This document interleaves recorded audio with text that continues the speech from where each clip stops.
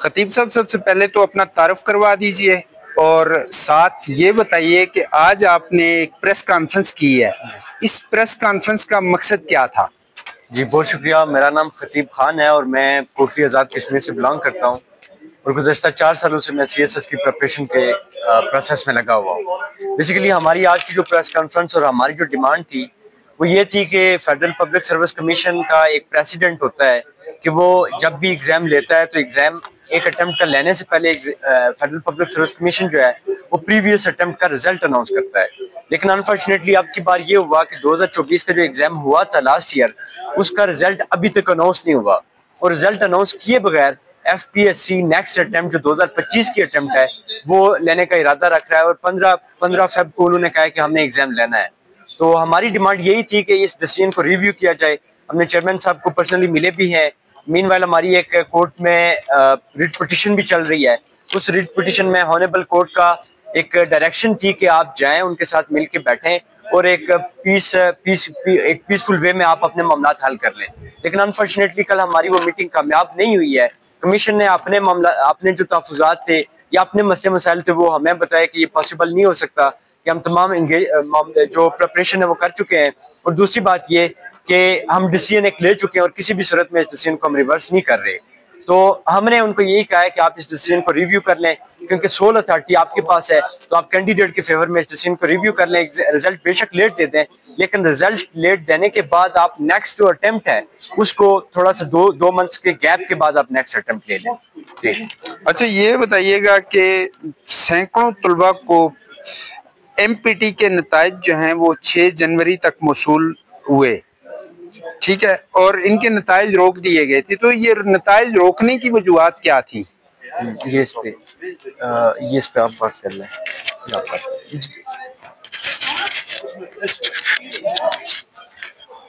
Sir, ये जो नताइज रोकने का सिलसिला, इसमें मल्टीपल रीजंस है। सबसे कॉमन जो देखी गई है कि जो उनका पेमेंट रिसीव है ना वो कहीं मिसप्लेस हो जाता है या उनको FPSC को मिल नहीं रहा होता कि पेमेंट का क्या है, तो वो उन स्टूडेंट्स का रिजल्ट विद होल्ड कर लेते हैं। अब वो जो स्टूडेंट है उनको 6 जनवरी तक मिल रहा है और अब 15 फरवरी से CSS है, तो आप सोचिए इतने कम टाइम में जो अनसर्टन है कि उसने बैठना इस साल या नहीं, उस बेचारे का क्या कसूर है कि वो उसको अब जाके पता चल रहा है।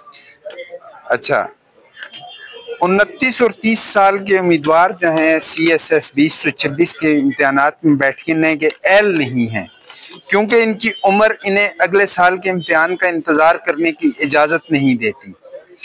तो इस हवाले से जो आपने बात की है, ये बात बेसिक क्या चीज़, ये मकसद क्या था इसका? सर, वो ऐसे है ना कि आप देखें कि जब CSS की जो अटेम्प्ट 3 है सिर्फ और एज लिमिट 21 से 30 साल है। अब जिनकी उम्र 29-30 साल हो चुकी है उनके लिए ये आखिरी साल है कि उन्होंने अपीयर होना ही होना है। तो अब हुआ क्या है कि उन्होंने पिछले साल का रिजल्ट तो दिया कोई नहीं और अब उनको कह रहे हैं कि आप ब्लैंक अपीयर हो जाए अपनी आखिरी अटेम्प्ट में विदाउट रिजल्ट, जो सबसे सीरियस अटेम्प्ट होती है अपनी जवानी। अब जाहिर है जो 29-30 साल में अपीयर हो रहा है अपनी जवानी लगा के हुआ है ना, तो वो अपनी जवानी लगा के अपीयर हो रहा है और उसको आप ब्लैंक इशू कर रहे हैं कि आ जाए आप। माजी के जो CSS के इम्तिहानात थे उनमें और अब वालों में क्या फ़र्क है?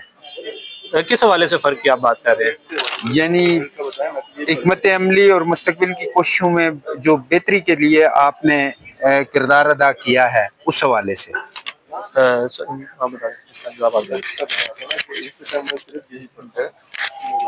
जी,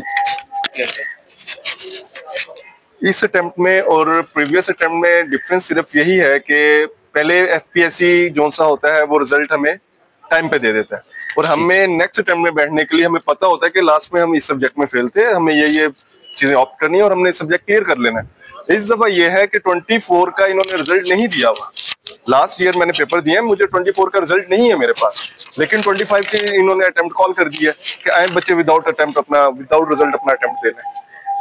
नहीं, जहां आप ये कहते हैं कि अटेम्प्ट का रिजल्ट के बगैर अगर आप अटेम्प्ट में बैठ जाएंगे जी तो उससे क्या नुकसानात हो सकते हैं? देखें, मैं तो बिल्कुल अनसर्टन हूँ, मुझे तो 24 का पता ही नहीं है। मैंने 4 साल इस प्रिपरेशन में लगा दिए हैं, 2021 से मैं इस प्रिपरेशन पे बैठा हूँ, लेकिन मुझे पता ही नहीं है 24 का रिजल्ट क्या। मेरी अब 25 वाली लास्ट अटेम्प्ट में मैं कैसे बैठूं 24 का रिजल्ट देखे बगैर? नहीं, अगर आप उस रिजल्ट में कामयाब हो जाते हैं, आप उस कैटेगरी में भी किसी में सिलेक्शन हो जाती है, आपको कोई ग्रुप मिल जाता है, तो आप अगले इंतखाब जो अगला इलेक्शन आ रहा है इम्तहान, आप उसमें अपीयर ना हो, अप्लाई करने में क्या? आप पास की बात कर रहे हैं, इसमें फेल होने की अनसर्टेनिटी ज्यादा है। 0.1% रिजल्ट आता है, तो मैं कैसे अपने आप को पास कंसीडर कर लूं?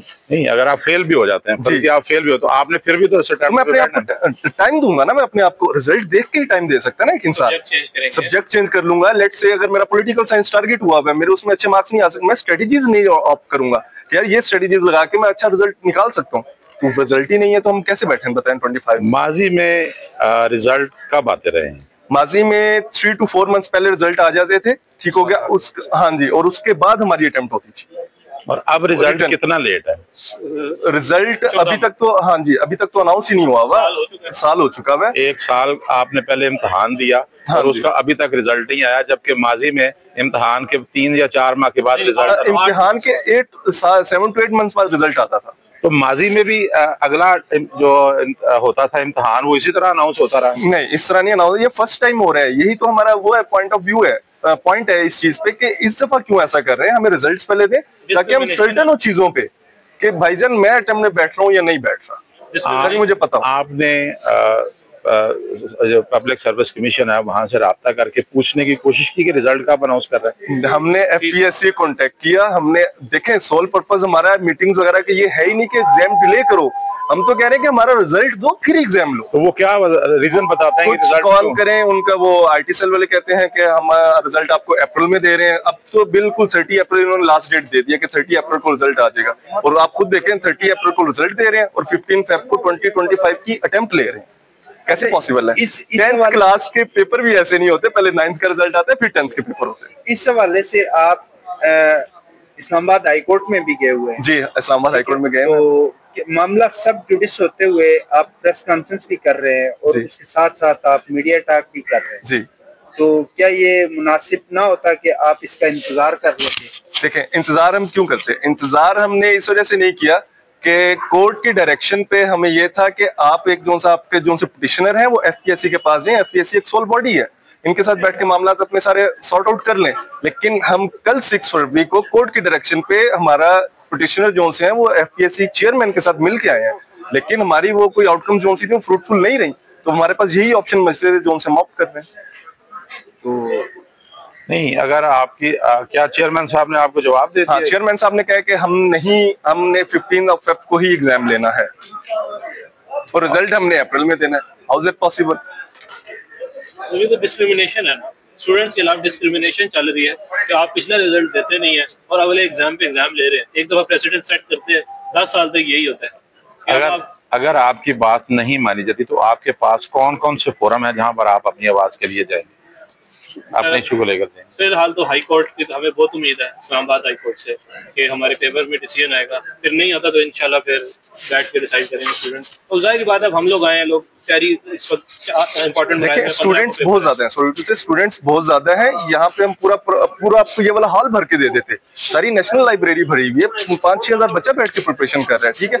लेकिन बच्चे क्या पढ़े, यहाँ पे ये चीजें अटेंड करें, फिर इस वजह से कुछ लोग हैं जो उनसे वो ये स्टूडेंट्स हैं जिनकी प्रिपरेशन अच्छी है, वो ये चीजों में पार्टिसिपेट कर रहे हैं। बहुत शुक्रिया, thank you so much, thank you so much.